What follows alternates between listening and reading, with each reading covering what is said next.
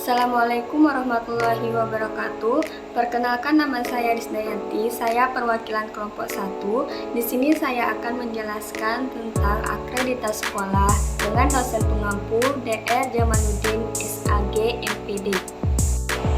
Adapun anggota kelompok 1 yang pertama Nursima, yang kedua Miratus Solehah, ketiga Irma Juwita, yang keempat Risdayanti, dan yang terakhir Mukhlisin. Baiklah, langsung saja kita memasuki latar belakang. Pengertian akreditas berdasarkan Undang-Undang Nomor 20 Tahun 2003 tentang Sistem Pendidikan Nasional. Pasal 1 Ayat 22 adalah proses penilaian secara komprehensif terhadap kelayakan satuan dan atau program pendidikan yang hasilnya diwujudkan dalam bentuk pengakuan dan peringkat kelayakan dalam bentuk yang diterbitkan oleh suatu lembaga yang mandiri dan profesional. Baiklah, langsung saja kita memasuki pembahasan. Yang pertama, landasan hukum akreditas. Yang kedua, tujuan akreditas. Ketiga, fungsi akreditas. Dan yang terakhir, manfaat hasil akreditas. Langsung saja materi yang pertama, yaitu landasan hukum akreditas. Landasan hukum akreditas mengacu pada peraturan perundang-undangan sebagai berikut. Yang pertama, Undang-Undang Republik Indonesia Nomor 20 Tahun 2003 tentang Sistem Pendidikan Nasional atau Lembaran Negara Republik Indonesia Tahun 2003 Nomor 78 tambahan Lembaran Negara Republik Indonesia Nomor 4301. Nah, kemudian yang kedua, Undang-Undang Nomor 24 Tahun 2009 tentang Bendera, Bahasa, dan Lambang Negara serta Lagu Kebangsaan. Kemudian tujuan akreditas.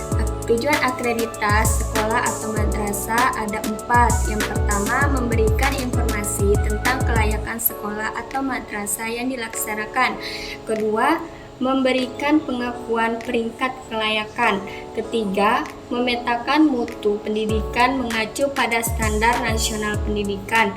Dan yang terakhir, memberikan pertanggungjawaban kepada pemangku kepentingan atau stakeholder sebagai bentuk akuntabilitas publik. Kemudian materi yang ketiga, yaitu fungsi akreditasi sekolah atau madrasah. Memiliki fungsi sebagai berikut. Yang pertama, pengetahuan, yaitu informasi bagi semua pihak tentang kelayakan sekolah atau madrasah dilihat dari berbagai unsur terkait yang mengacu pada standar nasional pendidikan. Kemudian yang kedua, akuntabilitas, yaitu bentuk pertanggungjawaban sekolah atau madrasah kepada publik. Apakah layanan yang dilakukan dan diberikan oleh sekolah atau madrasah telah memenuhi harapan atau keinginan masyarakat. Kemudian materi yang terakhir, yaitu manfaat hasil akreditas sekolah atau madrasah sebagai berikut. Yang pertama, acuan dalam upaya meningkatkan mutu dan pengelolaan sekolah atau madrasah. Kedua, umpan balik dalam usaha pemberdayaan dan pengembangan kinerja warga sekolah atau madrasah dalam rangka menerapkan visi, misi, tujuan, sasaran, strategi, dan program sekolah atau madrasah.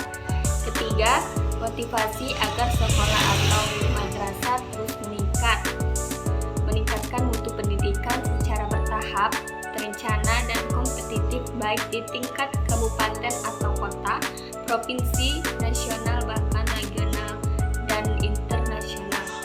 Kemudian yang terakhir, informasi dan rekomendasi pemerintah daerah, yayasan atau lembaga pendidikan, maupun komite sekolah atau madrasah dalam rangka perbaikan mutu sekolah. Adapun kesimpulannya, yaitu akreditasi sekolah atau madrasah adalah kegiatan penilaian atau asesmen sekolah secara sistematis dan komprehensif melalui kegiatan evaluasi diri dan evaluasi eksternal untuk menentukan kelayakan dan kinerja sekolah. Baiklah, hanya itulah yang bisa saya sampaikan. Kurang lebih saya mohon maaf. Saya saya akhiri. Wassalamualaikum